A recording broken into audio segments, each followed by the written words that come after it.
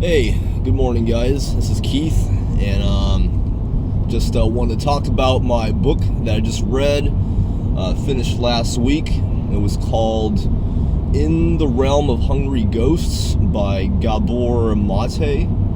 And I just want to talk about it before I forget and move on to my next book. So I'll probably spend like 10 or 20 minutes just trying, getting the whole book out so I could, integrate it into my knowledge and life better just by talking about it, reinforcing that learning.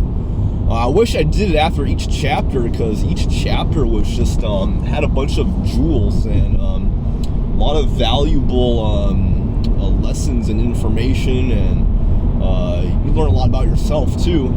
So it's kind of too bad, but I'm going to try and knock this whole book out right now in one sitting as I commute to work. So I'll just talk about the table of contents and how it just transitions logically pretty nicely. So, kind of the whole book is the subtitle is called so in the realm of hungry ghosts, close encounters with addiction, because he's a clinician and he talks about his interactions first with his clients and his patients in the East LA district area. And he kind of talks about how, from an outsider view, how the addict's life seems kind of insane. Like, why would someone, do all these crazy things and sacrifice so much just for their harmful habits? And seems pretty crazy.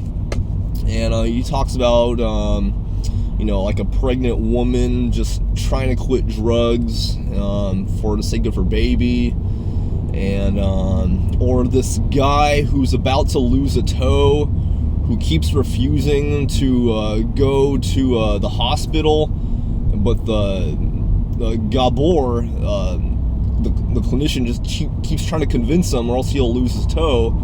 And he's like, I don't usually want to say that, that I think you're insane, but you're not insane, So then he finally had to convince the guy to go see the doctor about his infected toe that was about to be chopped off if he didn't take antibiotics, because they're just so addicted on their these addicted people are so focused on, I guess, the hustle of just trying to get the next hit of drugs. And I forget how much they make. Like, some homeless people can make $100,000 a year. Yeah, 3 figures. I mean 6 figures, but they choose to exorbitantly spend it on their habits. And so as he interacts with all these drug addicts and substance abusers, he kind of looks into himself and sees how he's an addict, but in no way, he says, he can compare the extremities and the severity of his life and with these addicts' life. But he does talk about, he transitions from his encounters and his life with these people into the brain, the neurology and the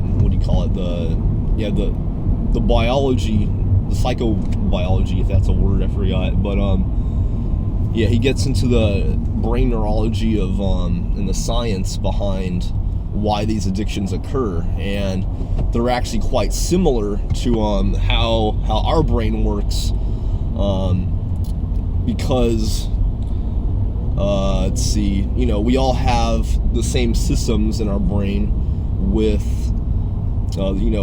you might have heard of dopamine and the reward systems in your brains, and how that could be jacked up if you had a childhood with not a lot of support, or maybe even abuse and trauma, which a lot of these homeless people who are addicted have. They all, like, most of them were raped in childhood, or abused, or just ignored and neglected. So the brain neurology, I try to remember, but yeah, we all have these systems in our brain that were pretty much installed and programmed in childhood. So for a child who did not get support, they're already kind of predisposed to live an addicted life, and these addicts even could describe their drug habits as a warm hug, and it's pretty much a warm hug like when they take the cocaine hit. That's the warm hug they never received in childhood. So I thought that was pretty shocking. I was able to remember that. So yeah, he talks about how cocaine gives a lot of, I'm pretty sure dopamine, and he said serotonin. So they become very confident, and they're able to live I guess, a more energetic and somewhat, I'm not sure if they're functional as a cocaine, from a cocaine hit, but anyway, but yeah, that's kind of, they live for that 5 minutes high from cocaine, because yeah, they're addicted, and it's self-destructive because that's kind of the emotion, what do you call it, like everyone lives for some kind of emotions, right? So that's kind of like their experience of the emotions. It removes all the pain. It's funny how I'm talking about all this, everything just kind of keeps coming back. So that's right. So man, I was on a flow here.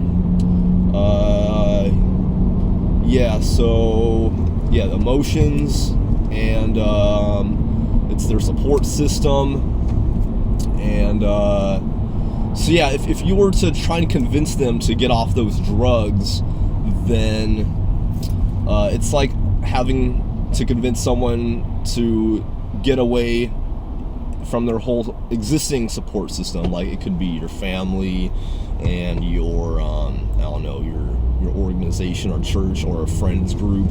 Imagine all of that being removed and pretty much being transplanted to somewhere else, and where they probably don't trust as much. Yeah, because these addicted people usually have,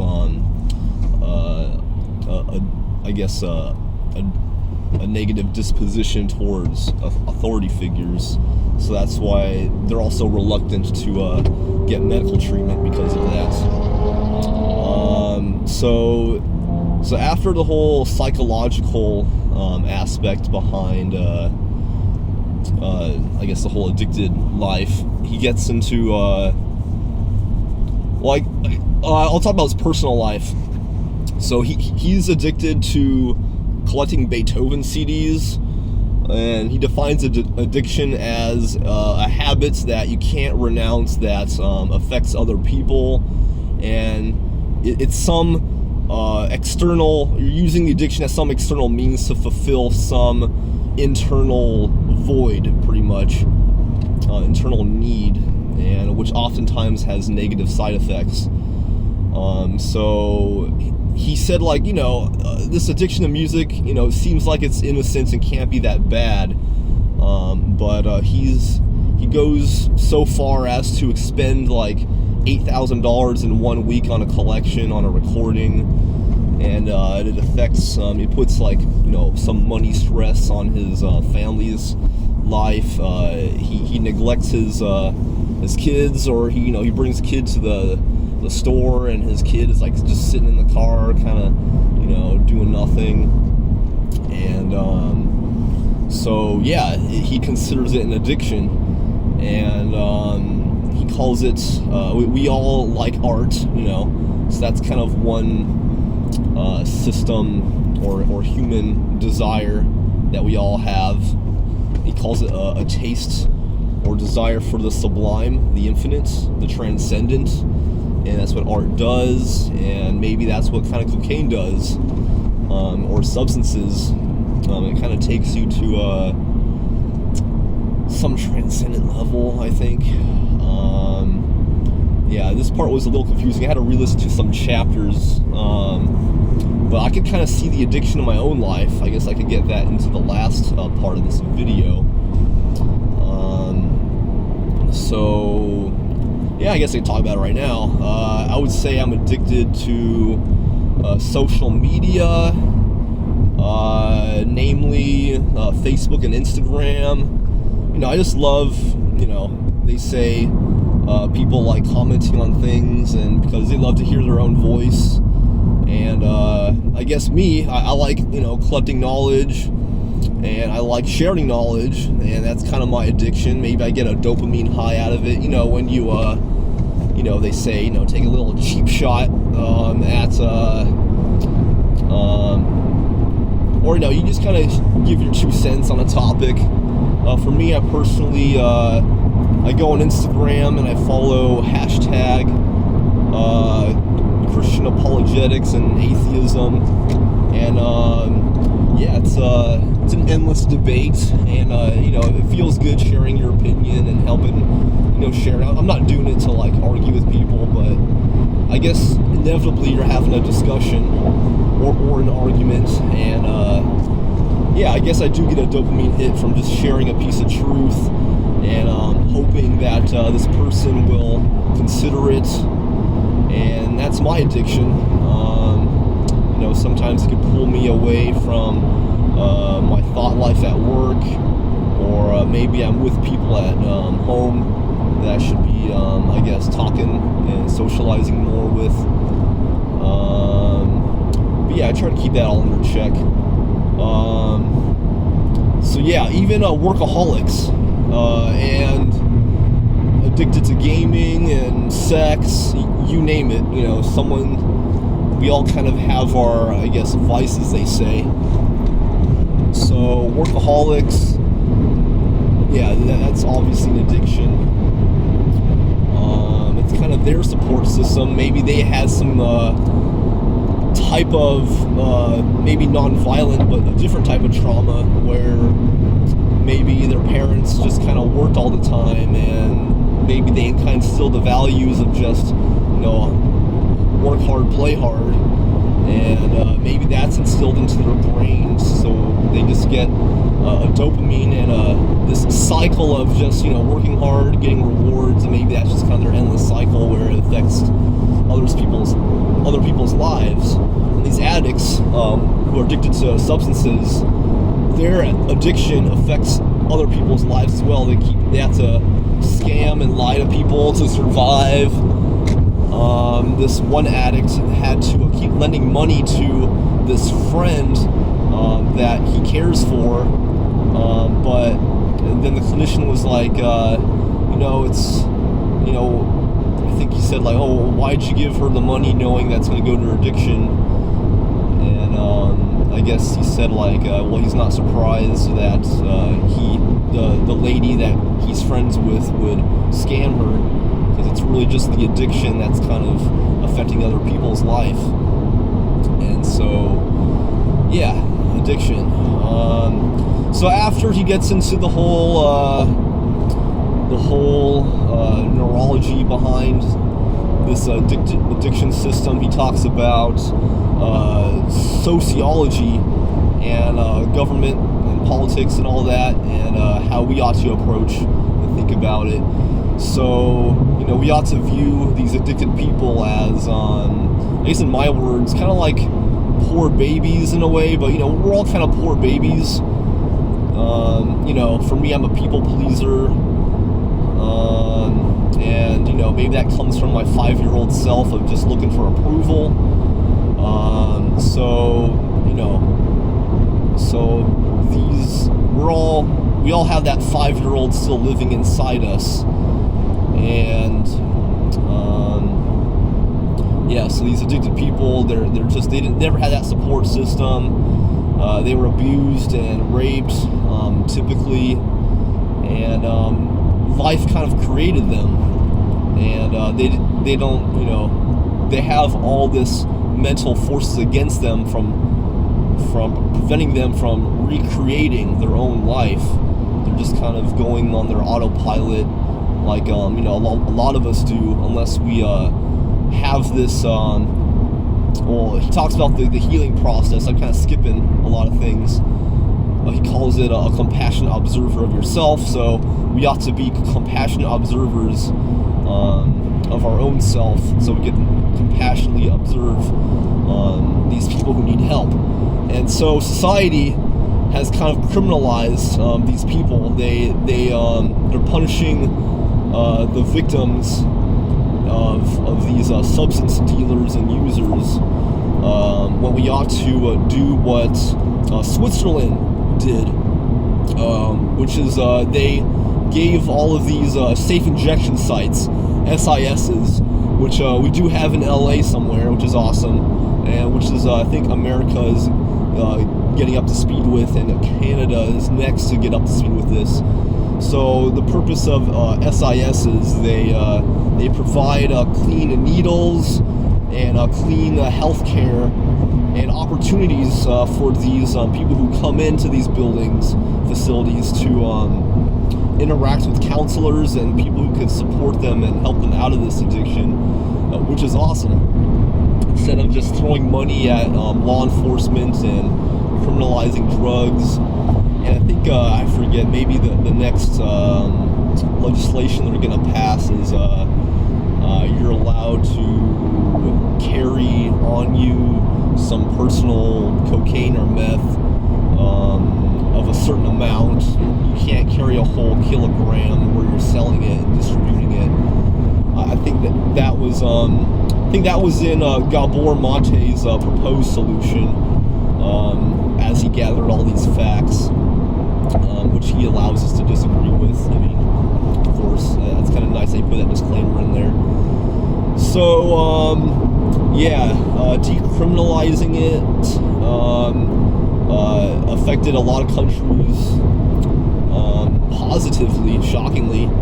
And when these addicts went to these SISs in Switzerland, I think he said like 68% of them became fully employed, which is a shocker. And so their economy got boosted because they handled the war on drugs well. And it'd be awesome if our country could, I guess, get up to speed with that.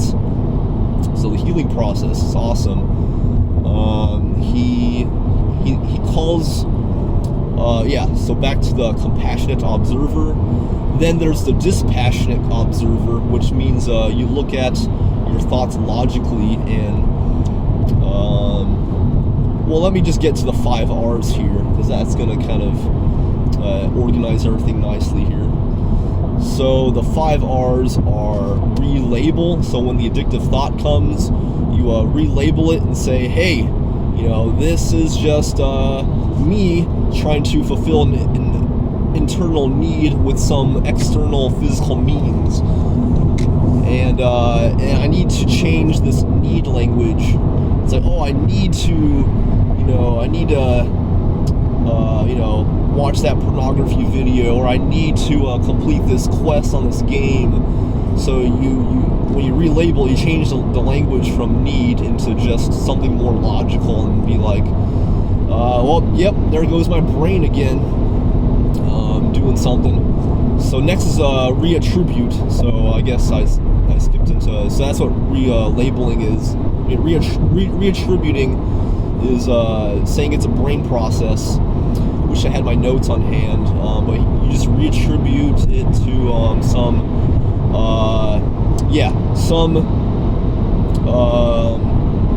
mental system in your brain that was created in the early life you have. It's an old, outdated process. Now that you're an adult who can think and make choices, now you could have control.